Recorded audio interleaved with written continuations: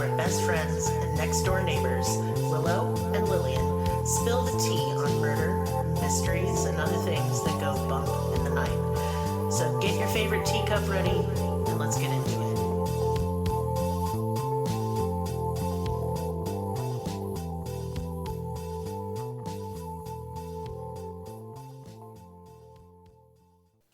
Welcome to Cruelty Podcast. This is Lillian, and with me is Merris. Hello.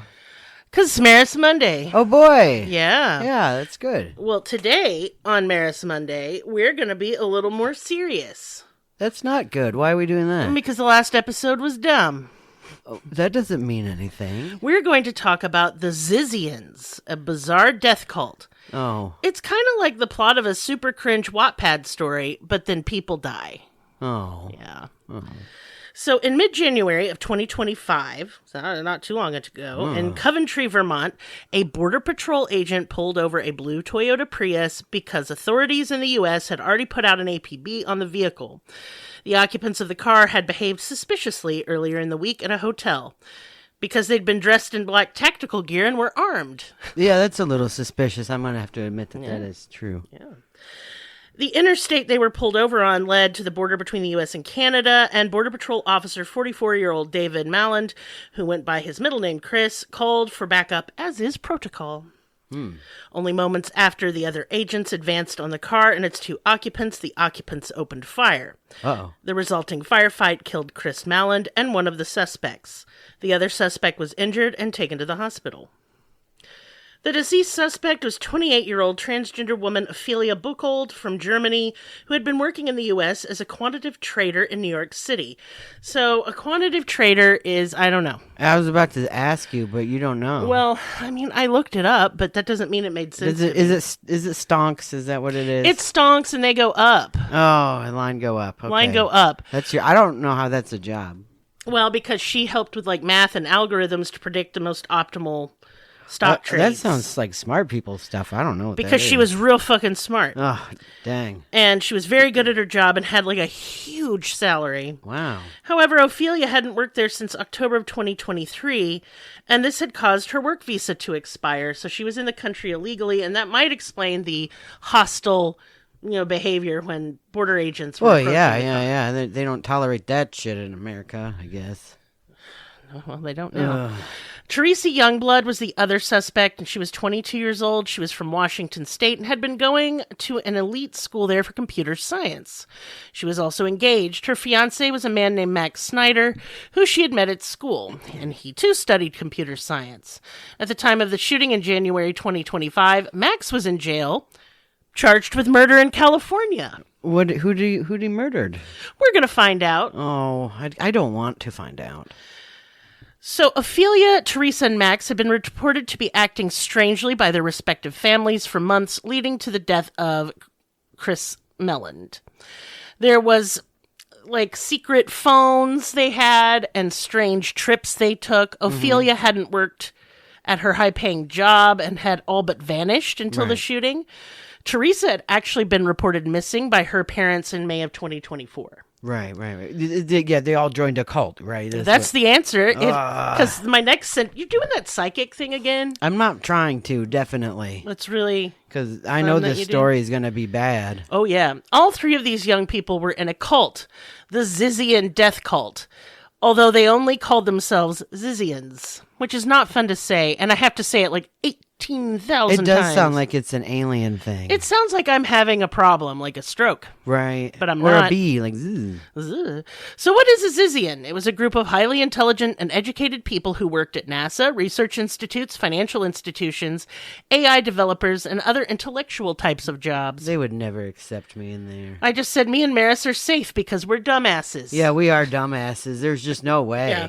No, we're no Zizians. No, that's for smart We're guy dumbassians. stuff. Definitely. Yes. We could have dumbass. We could have a cult being stupid. Oh, that sounds pretty fun. What do we do in this cult? Well, I don't know because we're dumb. All right, we don't have any ideas. That's our tea bags. We don't know. We're just smoking weed and not knowing nothing. And eating stuff. Yeah. As of today, the Zizians have been linked to 6 deaths in the United States. That's a lot. The shootout in Vermont, a double homicide of the parents of one of the members, an attack on a landlord in California, All these were done by Zizian members.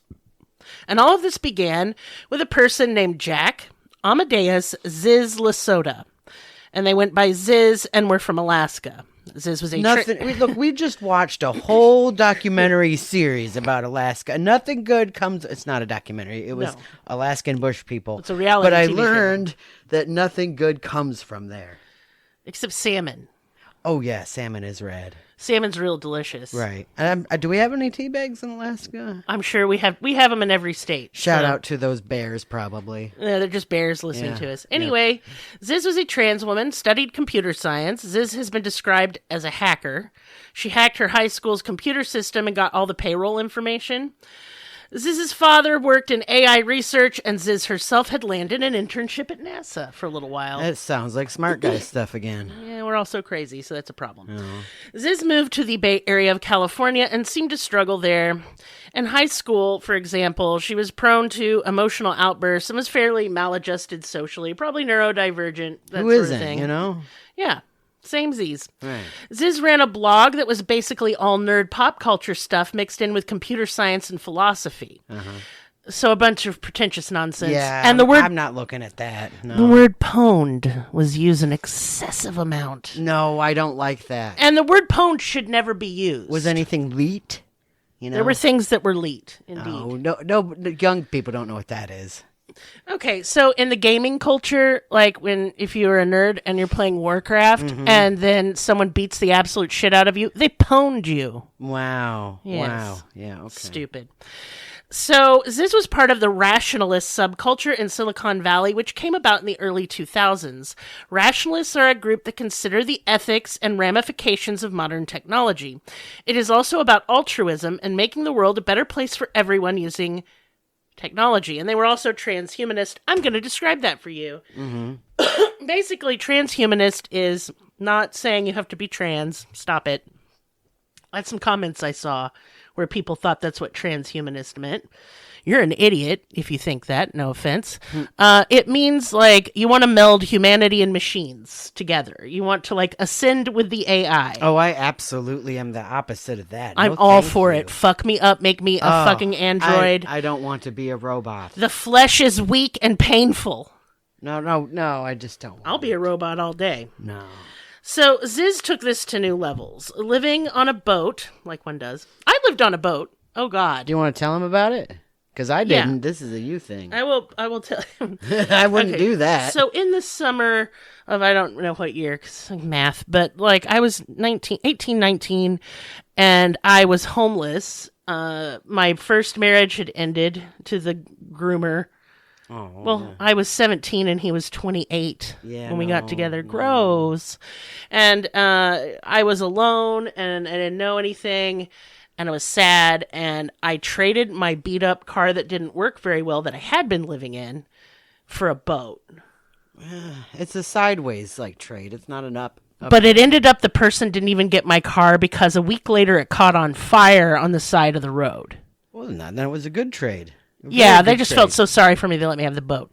Now you're thinking, houseboat, luxury. Put that thought right out of your mind. Take a rusty old pontoon boat and, like, bolt a corrugated tin shack to it. And that was my home for a summer. Yeah. I think I almost got scurvy. I wouldn't doubt it. It's just not something I would ever do. Shitting in a lake's so hard. Well, anyway, that's a sentence you said. Yeah. Anyway, I traded the boat for a bus ticket. Sorry about that. God. I apologize. How dare you? Anyway, she lived on a boat. As one does. Yeah. And she had adopted a vegan lifestyle. This is a very important part of the Zizian culture, which I'm out because I like cheese. Right. More things that I couldn't or wouldn't do. Indeed. Yeah. And in 2017, she was struggling with her goals, and her blog took on a darker bent. She just couldn't get a job. Right. In the 5 months she lived on the boat, she further became obsessed with rationalism and started believing people were humans were gross and dumb. Well, she's not wrong about that one. That's true. She took on a very misanthropic attitude, And around this time, Ziz met a person named Gwen Danielson, who also joined Ziz on the boat, and they were hoping to build a rationalist fleet. Not a nationalist one, that's scary. That's a lot like okay, so the cult and the boats is very Scientology of her. It was going Scientology if they had kept with the boat theme for sure. I mean, I imagine it's a bit like Waterworld. I bet it's gross in there and nothing's good. Everything's gross on a boat. Scientology had a lot of money. Yeah, but the thing is that rationalists don't believe in anything supernatural. Oh, that's sad for them. I agree, but like they don't belong here. I mean, we're covering them, but this is an anti-ghost story. It is, but it's so weird that I wanted to cover it. Okay.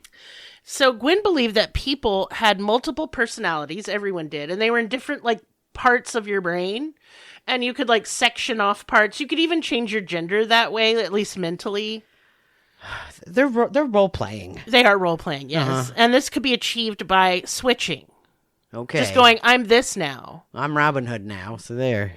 I'm a slutty elf princess. Oh Can't boy, stop me. we could smooch. We could, except I don't like Robin Hood. He's like not an elf. I don't know why I went with that.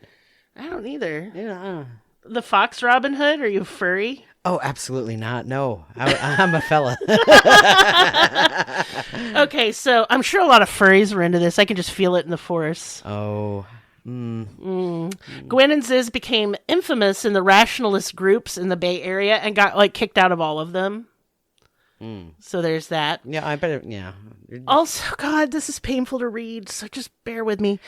This isn't very rationalist of her, but Ziz thought of herself as a Sith, like from Star Wars. The bad guys in Star Wars. She is role-playing. That's what she's doing. Oh. But really, she was a manipulator, preying on the easily led, looking for people looking for somewhere to belong. Zizians believed in multiple timelines that could be collapsed by a single action. They believed you could think rationally about any problem, and that would yield a solution.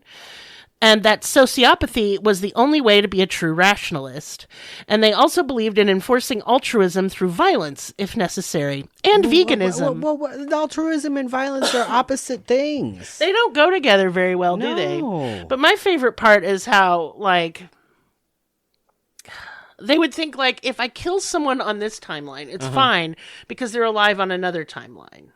That's really nuts. That's not how living works. It's not even how, like, timelines work, you ding-dong. No, don't kill people. That's a Stop rule. Yeah. Get some help. In 2019, the Zizians protested a rationalist group gathering at a retreat. Ziz and her cult members had been forced out of this group and others for their bizarre and extreme beliefs. They wore black robes and Guy Fawkes masks, you know, like the V for Vendetta mask, which is stupid. Role-playing. So edgy. And their aim was to prevent the participants of the retreat from entering the retreat. Wait, say that one again? So they were trying to block a road so that the people trying to go to the retreat couldn't get there to the place. Yeah. But they were late. So they're already there. Oh. Whoops, that's real dumb. Yeah. So what they did is they decided to prevent anyone from leaving. And so they parked their vehicle sideways across a small bridge. Mm-hmm. There was a standoff and SWAT teams because police believed the Zizians were armed. They weren't. Mm-hmm. Police are dumb. It was Ziz and Gwen and two others at this protest. The Zizians were arrested, and this added fuel to their fire and would see the group going in much darker directions. They'd feel martyred, you know. Ugh. And it just caused them a bunch of, like, financial and legal troubles that led them to act real awful and crazy. Yeah. They abandoned the fleet idea and moved into RVs on land owned by a man named Curtis Lind. They abandoned their boat, which sunk in the Half Moon Bay. And just like the Alaskan bush people, their boat sunk. Oh, there's a lot of parallels, huh?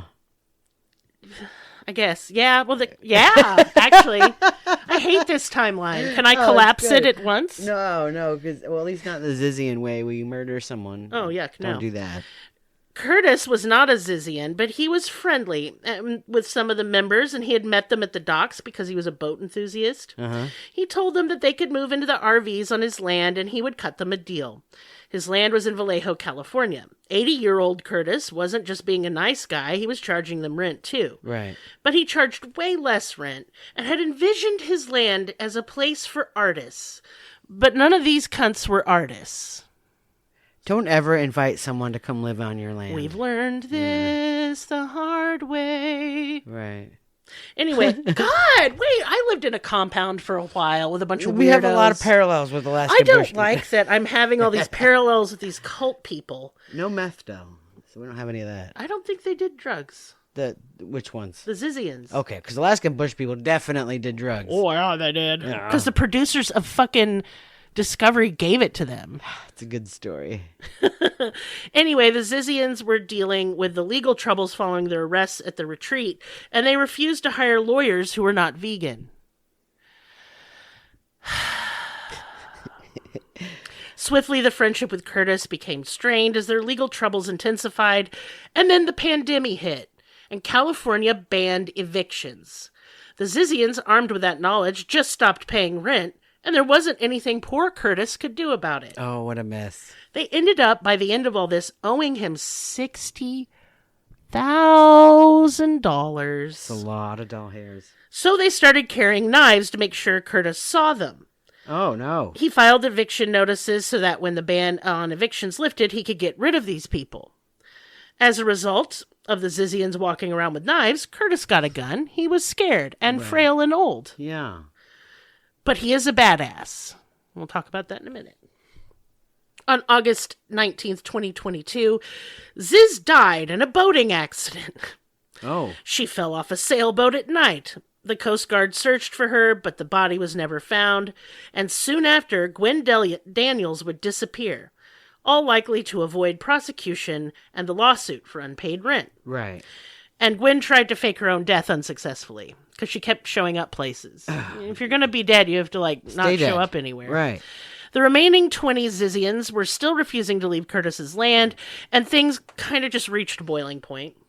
Locals referred to the Zizians as a cult. They walked around naked a lot, constantly wore gas masks, and were just strange in general. That's no good. You don't want to see a naked gas mask guy. That's really frightening. I sure don't.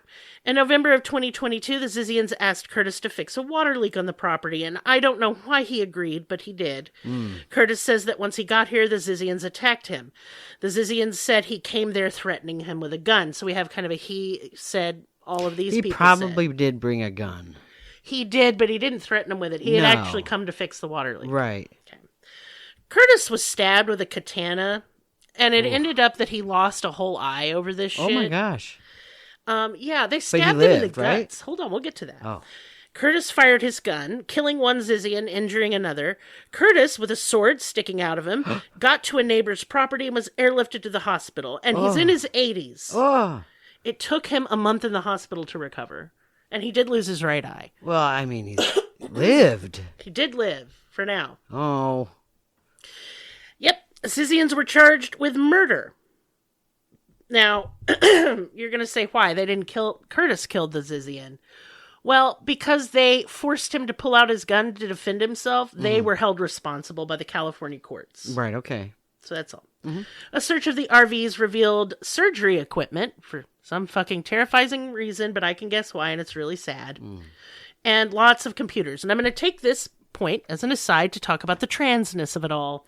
A lot of, not all, but a lot of the members of the Zizian cult are trans. And usually male to female on this one.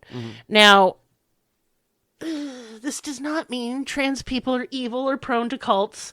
It means that they are a marginalized group, often with no family or friends, unstable housing, a lack of access to jobs, and they are desperate for a home and a family and a place to belong. It makes them easy prey for a manipulator like Ziz. Yeah. And if you think anything otherwise, you can kiss my ass and go fuck yourself. Actually, you know what? Don't go fuck yourself. You might enjoy it. Unless it's like with a cheese grater. And that goes for the ladies, too. Wow. Just rub that thing on your bits. True. Fuck you. Just wanted that out there. I think the surgery equipment was for DIY trans surgeries. And that's just fucking sad, y'all. Yeah. Like, maybe people wouldn't be driven to joining cults if we'd just accept them into society and provide them with adequate medical care they deserve. Well, we're a long road from that. Oh, that's never happening. No. No. Yeah. So, yeah. This was not the end of it, though it should have been. After the shooting and stabbing, the Zizians went their separate ways but remained connected online, the ones that didn't go to jail anyway. Mm-hmm. In late December of 2022, Ziz is believed to be dead. Despite this, the numbers of the cult were growing.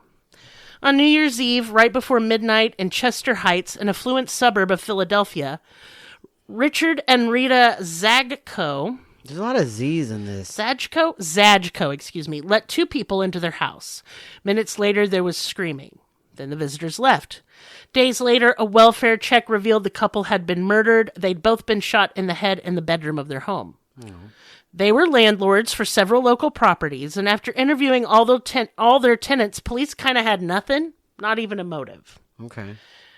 But they were able to track down the couple's daughter, Michelle. She was 30 and worked as a researcher at the Children's Hospital of Philadelphia. When questioned, Michelle said she was at a property she owned in Vermont and had an alibi. Though she wasn't arrested, she had purchased a gun matching the one that had killed her parents the month prior to their deaths. So she was named a person of interest in the case and was thus unable to get any money from their deaths because there's a law that states you can't profit off of someone's death via like a will to kind of keep people from shooting their rich relatives. Yeah. And since her parents had millions, it was clear that was a pretty good motive. Right. Oh, and Michelle was a Zizian. Michelle was tracked down a week later, staying in a hotel in Pennsylvania with the very much alive Ziz. She had faked her own death. Yeah, of course. Yeah, not even did good at it. When police arrived at the hotel, Ziz was unresponsive on the floor, and say that in air bunny quotes, and had to be carried out. A man was also in the room. His name was Daniel Blank, and he was a bit of a blank. Oh, that's a ridiculous name. You should see his face. Okay. It's just his eyes are going in different directions, and there's nobody home. That's very good. Yeah. Daniel was a former roommate of Michelle and had provided her alibi for her parents' murder. Daniel and Ziz were arrested. Ziz was able to bond out and promptly disappeared again. Michelle had met Ziz in the Bay Area and was indoctrinated into the cult along with her roommate, Alice Monday. Michelle and Alice ended up moving to Coventry. Monday? That's her last name? Honey, it's a trans person who changed their name. You can't complain because your name is equally wild. Yeah, I know it. I just like to know. Anyway. Yeah, I think Alice Monday's a cute name. Yeah. Alice, I don't think, stayed in the cult and thus lived. Anyway, they ended up moving to Coventry, Vermont. Remember, that's what we talked about at the first of this episode, Coventry, Vermont. Oh, dang. Yeah. We came back full circle. In a blog written about a year before the murder of her parents, Michelle stated that Ziz demanded that Michelle murder her roommate, Alice, and send pictures as proof. And if she didn't, Ziz would drive to Vermont and kill Michelle. Now, Michelle didn't kill her roommate, but Ziz did drive to Vermont. She was arrested a week later. And Ziz and Michelle weren't arrested for the murder of Michelle's parents, but they were suspects. Right. And after they got out of jail, they vanished. Yeah. A lot of arrests in this. Yeah. And they're always arrested for dumb piddly shit like truth pathing or something. Yeah. And it's just so the police can have time to build their case. Right, I get it. In January 2025, Teresa Youngblood, using the alias of Connie, called a realtor asking about properties in Coventry, Vermont. And she wanted to look at a remote cabin there. Ziz was also interested in it, and perhaps the idea was to start kind of a commune or compound. Teresa, her fiancé Max, and her friend Ophelia were all Zizians. Teresa's family hadn't seen her since May of 2024 and had reported her missing. They believed she was in a controlling relationship as she had cut ties with family and friends, and her behavior had been strange prior to her disappearance. Max wasn't controlling, she was just in a cult. So, yeah. Police told her parents that as she was an adult and she had disappeared willingly, there was no reason to investigate further, and no missing person report was created. Right. Now, while the two Zizians were in jail for murder that took place on Curtis's land, they knew their case would get thrown out if only the non-Zizian witness was eliminated. And that would be Curtis himself. Okay, yeah. Max Snyder, Teresa's fiancé, was asked to do it. On January 17th, 2025, Max wore all black and stood outside Curtis's house until the elderly man confronted him, and then he stabbed him to death. Oh. He was arrested for the murder. Can you imagine surviving being katanaed only to get that happen to you? God, no good deed goes unpunished. Poor Curtis. No, it's a lot of being stabbed in different ways. It's awful. It really is, and I don't ever want to be stabbed. No, thank you. I've been stabbed a little, but not like much. I don't want to be stabbed at all. It's too pointy. It does hurt. Yeah, I like to keep my blood inside usually. Me too. Yeah. So Teresa and Ophelia had been traveling together wearing black tactical gear, which obviously drew attention and led to Border Patrol pulling them over. Then the shootout, which left Ophelia and the border agent dead and Teresa in the hospital. Inside their car was hollow point ammunition, gas masks, night vision cameras, and the gun that had belonged to Michelle Zajko. And this is likely the murder weapon used in her parents' murder. Yeah. Now, I can't tell y'all what happens to all these people because this is ongoing. All this shit literally just happened. Yeah. So police then began a nationwide search for Michelle and Ziz. They were arrested on February 16th of this year in Maryland. Daniel Blankwood was with them, and they have yet to be charged with murder. They got trespassing charges and some other non-serious charges, while I assume police built a case against them. What they had been doing was they were in a white van. They parked it on somebody's property. Yeah. When the people came out and said, fuck off, they said no, and then didn't. Right. Which, if you're trying to avoid arrest, why would you do that, you fucking ding-dong? You worked for NASA and you're this dumb. Well, joining cults is not very smart, though. I don't know.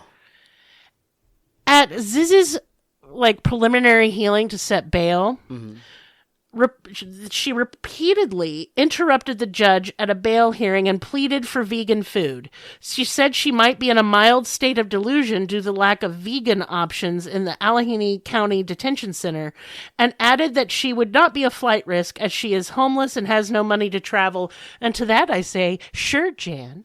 You flighted a million billion times, though. You pretended to be dead. Right? At That's least super once. flight. That is very flighty. Yeah. I just wanted to cover this because this is crazy. Another part of it is nobody really knows what the fuck they were actually up to. Nobody? No. They're moving all over the country doing weird shit, but there's doesn't seem to be a common thread or a plot. You know what I mean? Usually cults have a purpose. And this one just didn't. They're very vegan. I know that. They're vegan. They would, if you didn't have money, they considered you worthless. Because you couldn't be altruistic to help society change. Yeah. For the better. So, fuck you and die. I know that there's a Behind the Bastards on it. I listened to that, and they were talking about how some of their ideology is they want to save the world. Yes. So I know that there's that aspect to it. And they're I'm not an expert, though, so I don't want to lie. Yeah, and they're very serious about that. All rationalists are. They believe that the proper implementation of technology, AI, and transhumanism will benefit every single person on the face of this earth, including the environment. And, I mean, I don't disagree, but the problem is capitalism and billionaires, so we should start by killing them instead and eating them. Right. I mean, if they're yummy, I don't know. I wouldn't eat Musk, though. No. He looks stringy. Ugh. Girl, you're stringy, and your body is so boxy, and your nipples are too pointy, and you're a billionaire, and why can't you pay to have that fixed? Right. You need to have gender-affirming surgery. For real, he does. He needs masculization surgery. He looks like a really Well, old that's what lesbian. The penis implant is actually really, Does he have one? Yeah, but it went awry. That pleases me. Is his dick weird? It sure is. Oh, that's nice. Have you ever noticed that all these sexual assaulty, fashy these pieces rich of shit? people often go get these weird surgeries? Yeah, like Harvey Weinstein. His fell off. That's what I was thinking of, yeah. Trump's is shaped like a tiny little mushroom. Too fat and broad and weird and not long. This Look, topic is really hurting me. People will tell you, they will say this, and they are right. You shouldn't body shame anyone, except Nazis. You can body shame Nazis all day. We can all have a go. That's true. It's a get out of jail free card. God smiles upon it. Yeah. And you. Right. So you can say that Elon Musk looks like a weird old lesbian. It's true. He is, yeah. Yeah, you can make fun of him for being autistic, too. As an autistic person, I'm going to make fun of him. It's okay to make fun of him in the end. He looks like he smells like pee. It's true. Yeah. Fuck that guy. Yeah. Fuck him. Yeah. Fuck him. And fuck you if you like him. I don't want you listening to my podcast. Send me hate mail, and you know what I'm going to do? I'm going to masturbate to it. So just don't even bother. Holy cow, I'm not going to do that at all. Sorry, I'm mad. You're not. No, I'm pretty chill. Yeah, you are chill. I'm not. I'm a night bitch now. I'm unhinged. I'm feral, and I'm coming for you. Me? Anybody who makes me mad. I might have. Look, I've had a rough week. Yeah. I want to tell everybody a story. Oh. Okay. Okay, as you all know, I don't have good luck with cars. If you've listened to this podcast, I've been through like 3. Mm-hmm, it's true. You have been. And so they just get progressively kind of crummier. Yeah. Yeah. And so now I'm stuck with a 2006 Pontiac Vibe. I've named Vito the Vibe. Yeah. And he smells like fish and gym shorts. We're not sure why. He's very smelly. He smells like a young man. Who doesn't bathe. Yeah. Yeah. And filled the car with funk and socks. Yeah. Anyway, Vito was having some issues. Luckily not engine problems like I'm accustomed to. It seemed like it was like a rotor or the brake pads or maybe a wheel bearing or an axle. I don't know. I'm not a car guy. So I call a car guy. Unfortunately, this car guy was methy. He didn't know what he was talking about. Almost fucked up my car and got me the wrong part. So I called a nicer, more reputable car guy. Mm-hmm. And as he's going to tell me how, this is going to cost so much money, $450 to be exact, I'm walking out to go talk to him, and I hear a crazy noise, kind of like a blender, I thought. And I thought, what child is up this early blending things? Fuck you. So I go in the kitchen to reprimand said child. And no one's in there. And I'm really alarmed. And I realized it's the sound of a lot of rushing water. Mm-hmm. And it's been in the 70s here. Mm-hmm. But no, a pipe had burst. Yeah. So I went and shut that off, had a panic attack, projectile vomited, and then went and got the estimate to fix my car. Yeah. So that was my Friday. I cried a lot and freaked out. Yeah. It's all okay. We'll figure it out. But if you want to help us out, I would really appreciate it. I could afford the fucking car repair. Because I budgeted for that shit, but not for this other thing. So we have coffee, PayPal, all that good stuff. Details below. If you can, cool. Don't put yourself out. If all you can do to support this podcast is listen, remember that's the big deal to me, and thank you for that. Other than that, I don't really feel like doing any business time. Yeah, that's enough. Feel sorry for me. That's the end. I do. Yeah, but hey, I love you guys, and thanks for listening. Yeah. Say goodbye, Merris. Bye.